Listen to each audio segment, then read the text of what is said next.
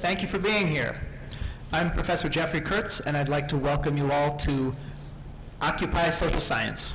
55 days ago, on September 17th, a group of people began a series of protests in Manhattan's financial district, calling attention to economic inequality and the political power of the financial institutions for which Wall Street is a symbol. Since these Occupy Wall Street protests began, similar demonstrations have been held in 70 cities and over 600 small communities in the United States and in hundreds of cities elsewhere in the world. We are here today to ask what the meaning and significance of these protests might be. The short answer, of course, is it's just too soon to know. But it's not too soon to start thinking about this and talking about this with one another. We are joined today by a panel of 10 professors from the BMCC Department of Social Sciences and Human Services. Each panelist will offer the rest of us a few tools or concepts drawn from his or her area of scholarly expertise, tools or concepts that the rest of us, with our many different areas of interest and experience, might not have come up with on our own, and that we might find useful as we think and talk through the problems, potentials, and implications of Occupy Wall Street. At its heart, Occupation Wall Street is a social phenomenon, meaning it is the product of a group. A lone individual could never have carried out this event. The social phenomenon raises important questions about the nature of public space, about basic human rights, about what constitutes a decent quality of life, and about the need for human connections. It offers a critique of capitalism. It is a complex, rich event. In talking with many people, I've heard them say, I know they, meaning the occupiers, haven't achieved anything concrete, but this idea that the protesters have not achieved anything concrete is a constant refrain that I hear in the media. However, I beg to differ. I think the protesters have achieved a lot.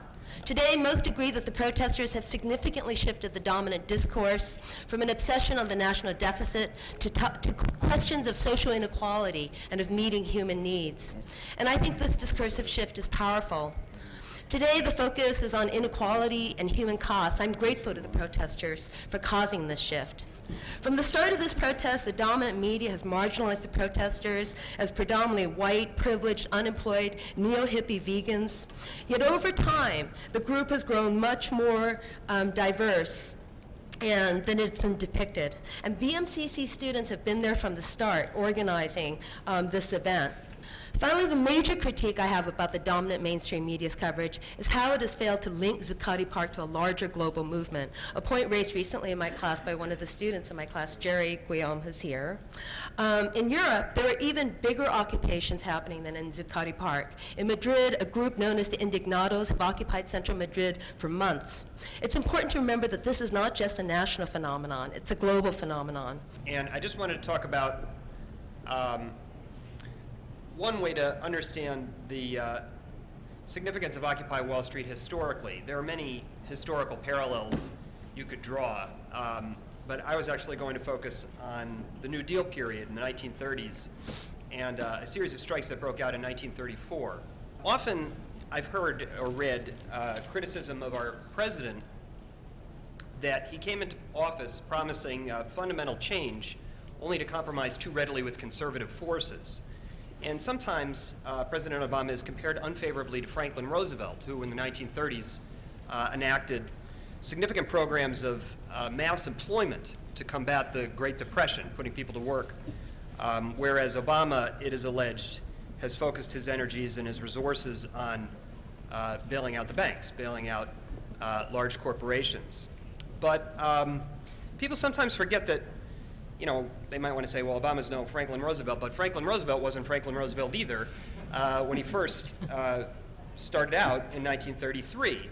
And Roosevelt, in fact, adopted these policies of mass employment, mass public works, only in response to really massive and unprecedented grassroots pressure. Like today, in 1934, the country was already several years into a serious financial crisis, a serious economic crisis. In 1934, it had been going on for 5 years already. Now we are in the third year of the so-called Great Recession. And it can take time for militancy to grow. Usually, strike activity actually goes down when there's more unemployment because people are afraid of losing their jobs. But historians think that because of the depth and duration of the Great Depression, the opposite occurred. But what also happens in 1934 is you get this set of massive strikes. There were 1,800 separate job actions comprising 1.4 million workers in 1934, which exceeded the previous year's record since 1921, and were also much more violent. It was in response to these pressures that Roosevelt initiated the so-called Second Deal, which consisted of mass public works, the Works Progress Administration, which employed more than 2 million people on average, the Social Security Act, which included old age pensions and unemployment insurance, and the Wagner Act, which legislated the right of workers to form unions of their own choosing and required employers to negotiate with them. Now, these reforms still form the most significant reforms, the most central aspects of the American welfare state such as it exists. But again, these weren't introduced just because Roosevelt thought they were a good idea. They were demanded and hammered out as a way to kind of deal with this grassroots pressure. Many racism theorists believe that colorblind ideology is the dominant form of racist ideology in the 21st century. It's this idea, it's emerged from earlier overt forms and overt forms of racism and evolved to a more subtle form of racism today, becoming prominent late 1960s, early 1970s. And unlike other racist ideologies, colorblind ideology rests on this seemingly positive belief that we shouldn't judge each other by the color of our skin. In fact, we shouldn't notice skin color at all.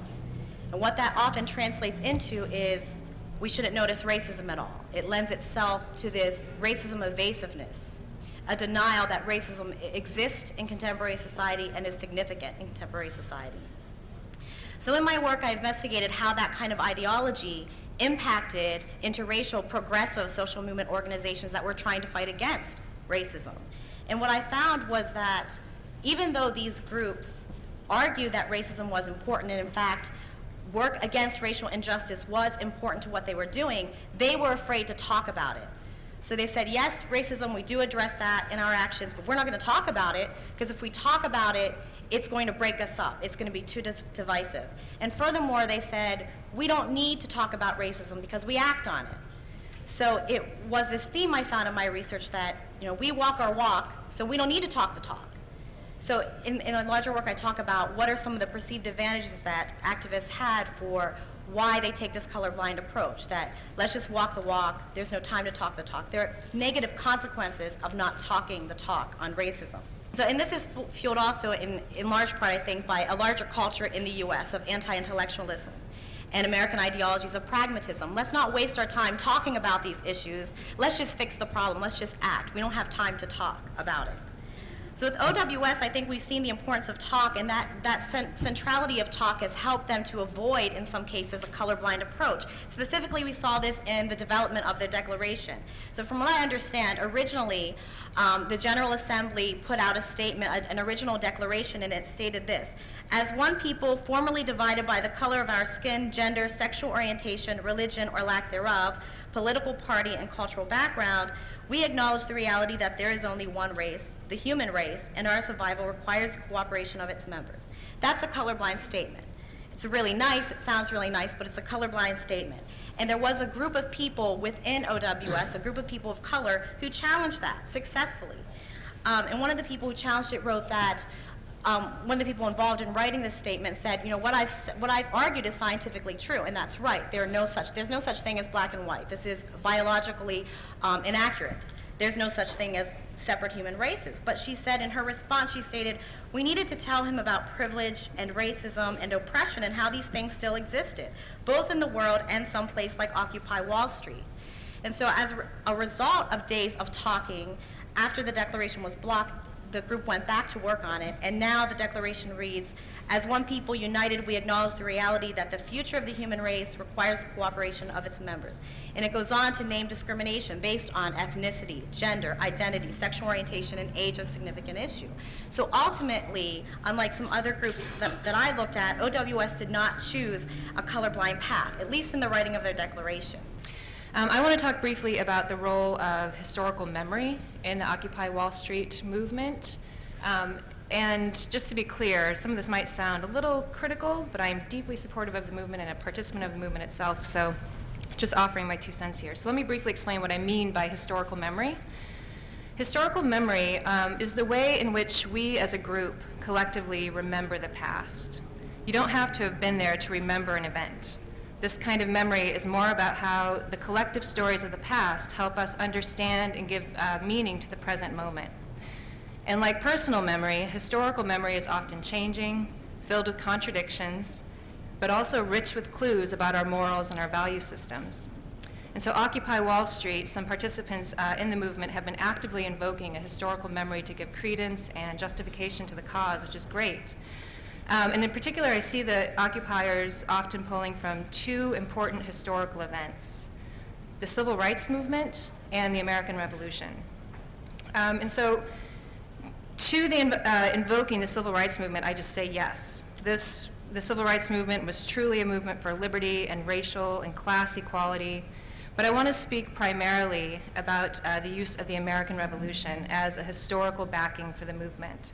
And maybe some of you have seen this. I've seen this show up in a few places. I've seen some Occupy camps around the country that have posted "Don't Tread on Me" signs, which was a revolutionary sign against the British. Signs quoting various founding fathers. I've even seen people quote Hamilton, John Adams, but you know, not surprisingly, the founding father that is most often quoted is Thomas Jefferson. First of all, a movement like Occupy Wall Street, which is in many ways about economic justice, and I also think about the rich paying their fair share, I think we can find better heroes. Many revolutionaries of the American Revolution were often very wealthy, elite, white men who were committed to not paying taxes, and taxes, though most of us are not taught this, that were very often more than fair. And despite the claim, these men did have significant representation. In fact, these same men who led the cry for freedom against the tyranny of England were unfairly avoiding paying local taxes at home, often by pushing an unfair share of these taxes onto the poorest frontier families, who actually were denied local representation in government. And these same elite men were also used to being able to use their power and wealth not only to avoid paying taxes, but also to manipulate and control local government bodies. So they sound similar to some of the folks we're criticizing in Occupy Wall Street. I see a real problem of substance here when we consider the predicament of our current economic injustices. I'm suggesting that at least a part of the reason that we are here, what we are where we are today, the top 1% owning the vastness of wealth, the symbolic and real worshiping of greed and selfishness and individuality, is somehow connected to the fact that we as a nation remain committed to upholding greedy, violent slaveholders as heroes, that we continually celebrate a generation of men who fought for liberty and justice in name only, but were incredibly comfortable with class, gender, and racial inequalities. Invoking Jefferson's name and the cause of Occupy Wall Street, I'm saying, points to the ways in which our collective amnesia, rather than memory, has prohibited us from reckoning this nation's true origins and thus our present problems. In 2008, the new media scholar Clay Shirky published a book called Here Comes Everybody. And the subtitle to that book is The Power of Organizing Without Organizations. And he argued that social media were creating new types of connections between people and explained how new forms were challenging older media. For instance, he talks about how the music industry has to adapt to music sharing and the development of MP3s, and how new forms of photo sharing challenge the professionalism of photographers. And basically he says that these are really interesting ways of seeing that people are able to organize horizontally instead of in a hierarchical way. So I want to talk a little bit about his ideas and a debate that occurs between he and the journalist Malcolm Gladwell. And it gives us a sense of maybe what role social media are playing at Occupy Wall Street. And you can think about whose perspective you would favor, for instance. So Malcolm Gladwell basically argues that social media only facilitate weak ties. And he says this partly against Clay Shirky's idea that, in fact, this is a way for everyone to participate in democracy. He also argues that older, successful social movements like the Civil Rights Movement really were based on strong ties. The Civil Rights Movement required that people take risks. a lot of times to their personal safety. And in order to be willing to participate in that kind of a movement, you needed a tie that was much stronger than what Malcolm Gladwell would say something like Twitter or Facebook offers. He says that on Twitter you just follow people you don't know or are followed by people who don't know you. And on Facebook you just are managing all your acquaintances. So he has a pretty critical take of the possibility that social media would actually help facilitate social change. And he thinks that people instead need to develop strong ties. But on the other hand, Clay Shirky argues that media is a way of sharing information and messages, but he also agrees that it's sharing that among your friends, family, and colleagues that are particularly important. He says that a really disciplined group is a group that's going to be successful, but he doesn't think that group has to be hierarchical. And at the same time, he says that social media can sometimes pick up the slack for a group that is less disciplined and less organized. It can make up for that lack of discipline in some ways.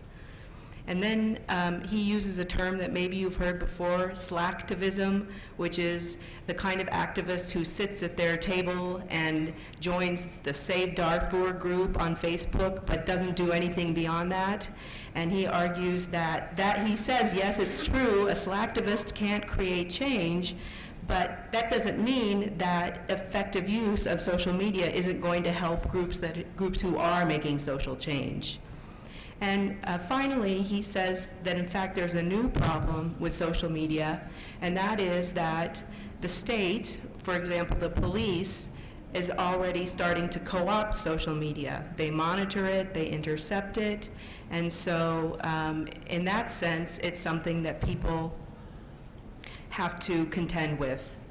So I want to identify some movements, social movements, some commonalities and differences with social movements in the past, recent past especially, that have, I think, strong binds, ties to and precedence in terms of actually helping create the Occupy Wall Street movement today. I'm going to focus primarily on the so-called anti-globalization movement or global justice movement. That movement came into being and sort of burst on the world scene in Seattle in 1999 when a large-scale, direct action, non-violent civil disobedience protests shut down the World Trade Organization meetings. It was the last time there was a global, youth-led, decentralized movement that took direct aim at corporate power, what is sometimes called the movement of movements. It was comprised of different organizations, radicals from labor, environmental organizations, etc., and across borders, Zapatistas from Mexico, anti-sweatshop activists from Central America, the Philippines, India, and they used the internet to coordinate actions to strive for radical egalitarianism, for global justice. Occupy Wall Street has remarkably, quickly made visible what everyone knows. Unfettered greed has trashed the global economy. It's trashing the natural world as well.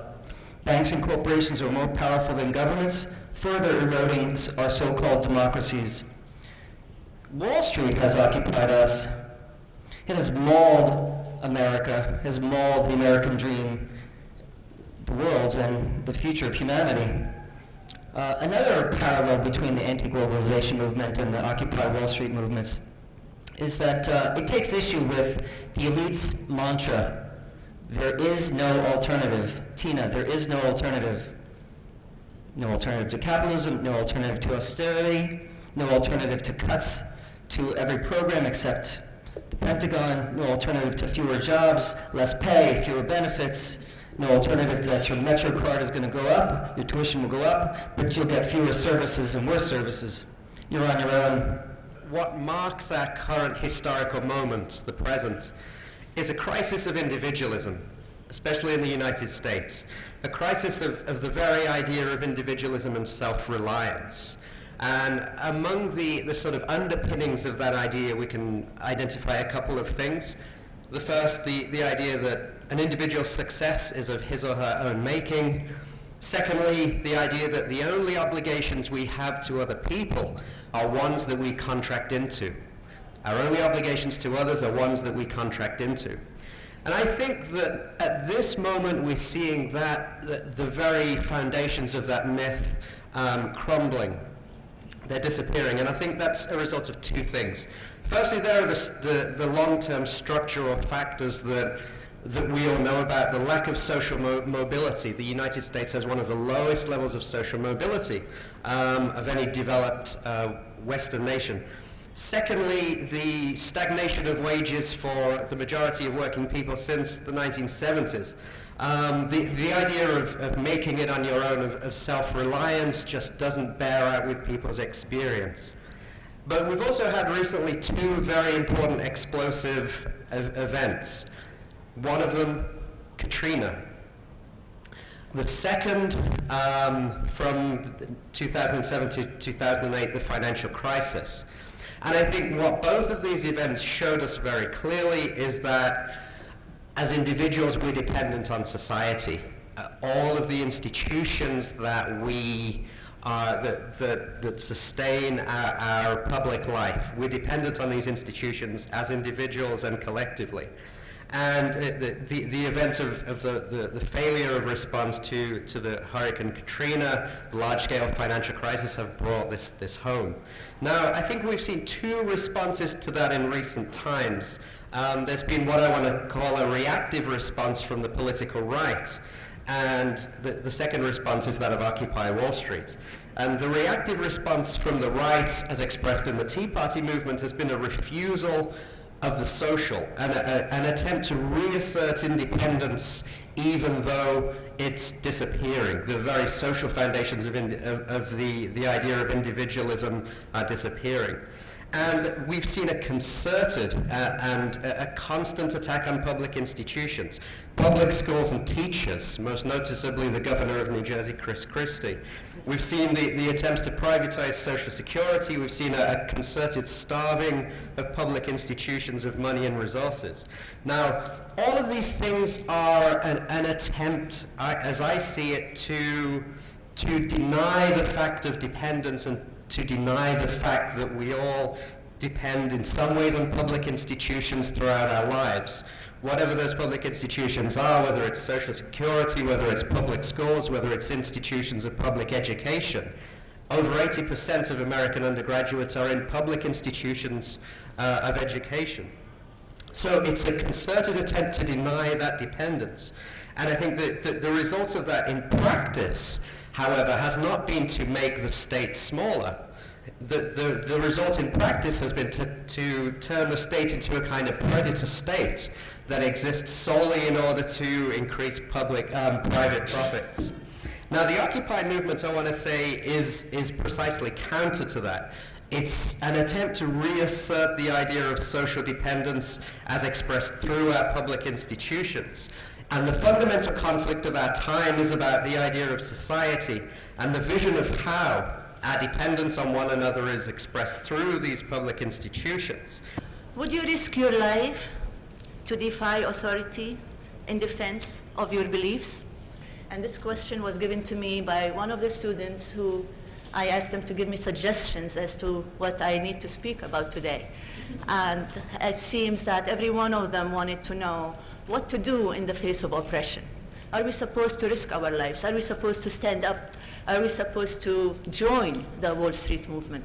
I've been dying for this moment for over 10 years now, actually for exactly 10 years, since September 11. I don't bring September 11 because I'm Mayor Giuliani and I want to tell you how great I am. I only bring it because it was an awakening day for me. It was a day that I found out that we've been lied to. They lied to us all of our lives. Obey, they said to us, obey. We were all under the influence of obey and conform and be like, you know, a good little child who's gonna not break the laws and walk around and do what everybody else tells them to do. I promise you, there's much more crime done under obedience than disobedience. I promise you, there is much more oppression here in New York City, the heartbeat of the world, not the heartbeat of America. Yes, we New Yorkers are more oppressed than third world countries. Tell me how many of you struggle to get to work in the morning. By the time I get to work, I'm tired, I can't work. I want to go back home and rest. How many of us felt horrible the day they increased many years ago, that's again 10 years ago, when we used to pay $1 or $1.50 for the trains, all of a sudden it was $2, express $4, now we pay $12 for the tolls. We all hate it. Every one of us, depressed, oppressed, you name it. Yet what do? We get up like good kids, put our clothes on, find clean socks if we're lucky, and continue with the charade. My answer to my student is, we are not supposed to cooperate with evil. We are not supposed to cooperate with anything that we find is wrong. I know this is hard for most of you, because you are students, but I want to remind you that all movements and all change comes from students and faculty. So the first thing that I really would like to talk to you about is that we need to occupy not only social science, we need to occupy everything that has given us a lot of problems. Banks, I have a bank that drove me to a very bad credit report. I'm ready to occupy this bank, and I need everybody's help with that, because this is the time to do it. You know how now we look back and we say, how stupid our ancestors were. How stupid, imagine. They knew. I mean, they went into Africa and they brought beautiful men and women. They put them in chains and made them slaves. We look back at them and we think, what were they thinking? What were they thinking? You know the new generations, what they're going to say? Our grandparents, what were they thinking? They were throwing chemicals in the rivers. We have no water. They were playing with nuclear weapons. For what? All of those things we are responsible for. And the answer for my student in the last 30 seconds I have is yes, not only we should defy our government, we should defy our, anything that is really and truly oppressing to us. I was going to say the administrations or, whatever it is, but we'll keep that for when I have more than 30 seconds. The answer is we have a responsibility, not only because we are the educated elite, no, because we also have a backlash on the rest of the world. They look up to us. They have to die where we don't have to die.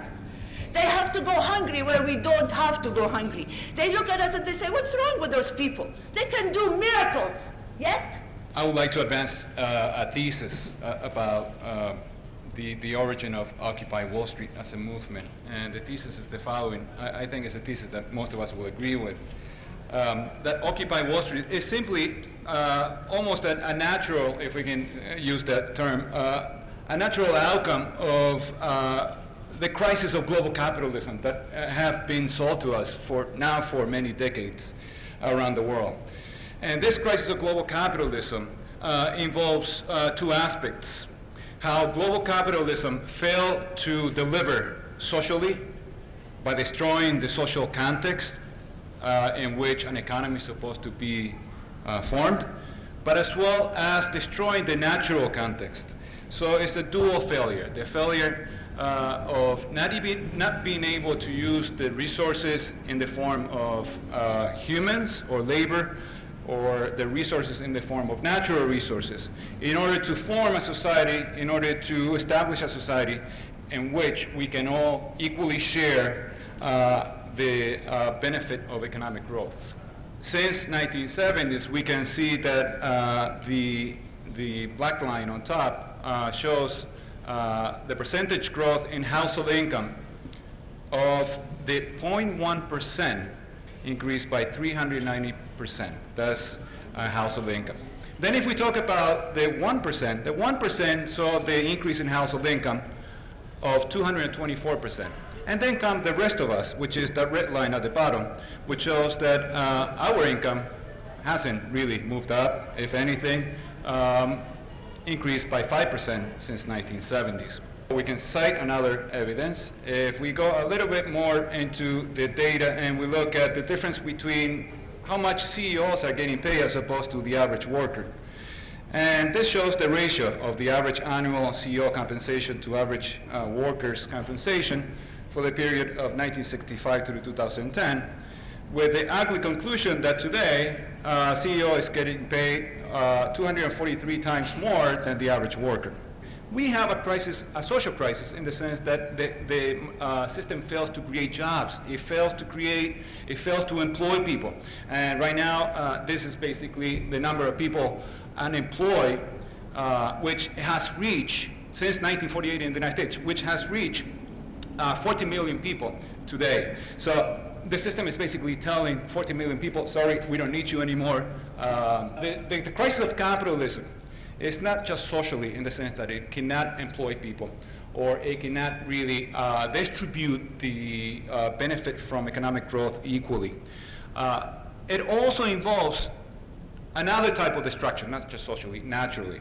Since the Industrial Revolution, greenhouse gases, the emission of greenhouse gases, and by human activity that we found in the atmosphere today has increased. And this shows the four main type of greenhouse gases creating an ecological crisis. So today we face something different. We don't face just a social crisis, but we face a natural crisis. And I think people for the first time are realizing, and I can see almost like the beginning of a true enlightenment for humanity, and realizing that we need to change, the way we organize ourselves economically. I'll just talk about three things, and I've sort of put them into pairs. And the first one has to do with the individual and the collective, if you will. I think all we have to do is spend a few seconds, searching our experience, and we know that there are all sorts of ways, and this sort of comes back to what Roger Foster was talking about with the crisis of individualism. There are all sorts of ways that we manage to separate ourselves, to keep ourselves separated, to keep ourselves isolated as individuals. Chairs in a room can do that in a certain way. The automobile can do that for people. Hey, let's go out on a date Friday. Great, I'll meet you at the movies. You sit down at the movie, you stare at the movie. Okay, that was terrific. See you later. Bye. You've been together but isolated. And the list of things that allows us to experience ourselves as separate, isolated individuals goes on and on. And if you look, just take some time and think about it, I think you'll have to agree. And then, of course, we know there are things that bring us together. I have to say, I bet you'd have a harder time coming up with a list quite so rapidly of the things that bring us together. And this has done this, and there's a collective, and there are some lines drawn. There's a line of us here, and there are rows of you there, and so on. But we're here together with a certain shared collective purpose. One of the things that's fascinating to me philosophically about Occupy Wall Street is that it goes the next step. The second thing the second of the things I'll comment on that I like about it, or that interests me philosophical, is that the way it shows us something about the relationship, or something new to think about the relationship between simplicity and complexity. And I'll just use an example to highlight this. There are many ways to do it, but on the one hand, it has used the internet, which is a global sort of disembodied or hyper-embodied way of communicating. It's electronic. It's using, for instance, social media and so on. It's used this internet as a way of gathering people into this project all over the world. And what did you say? 70 American cities, hundreds of countries around the world, hundreds of cities around the world. So there's this World Wide Web going on. And if you go to Zucotti Park and you see the little media center there, there's all this, and someone's riding the bike to keep the whole thing going. And it's tapped into this enormous fabric of communication. On the other hand, they have, they're not allowed to use microphones. And many of you may have seen this on YouTube if you haven't been down there. When a message needs to be communicated, you'll suddenly hear people saying, mic check, mic check. The mic check is this opportunity where people are just, using their own voices to make a sentence louder. It's one thing to look at that and say it's fascinating. I was actually involved in 2 of these microphones. I forget what they're called, these human microphones. And it was quite a different thing to actually participate, to use my physical embodied voice to convey a message that other people needed to hear. Very simple, rudimentary, can't even call it technology. And the link between that and this global communications network is fascinating, and it's meaningful because it reminds us that we're simple, organic beings in a wildly complex world. One more minute. All right. just one thing. Reality and imagination. Huh? Disobey. Thank you. See, it's her fault. Okay, so there's reality and there's imagination. And we've got the political economic reality perhaps most frighteningly illustrated by those graphs Fabian just showed us. And then there's this, and you also hinted at this, what I would call a new socio-ecological imaginary. We're imagining a new world. If we're going to get from this side of where we are to wherever we're going, it's going to take some real imagination. And those people are really using their imagination. Thank you.